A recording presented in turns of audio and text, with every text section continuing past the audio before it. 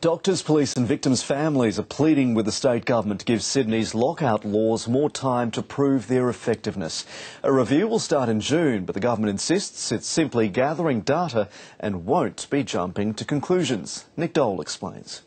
Get the hell out of the way! It's been less than a year since the lockout laws were introduced, and already some fear scenes like these could return to King's Cross.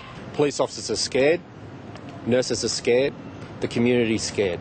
The laws prevent patrons from entering venues in and around the CBD after 1:30am or buying alcohol after 3.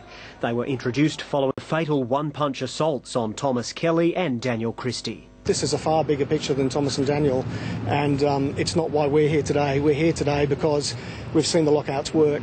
Some venue owners disagree, arguing patrons are simply heading outside the lockout zone. Because it's such a small location, people are just simply going to other locations where there are no restrictions. We've seen probably a 50% reduction in the number of people coming through the emergency department that have got severe intoxication or associated with injuries. Doctors say they don't understand why a review's been announced now when it's not due until 2016. Is it because the liquor lobby donated almost $600,000 to the coalition parties at the last election?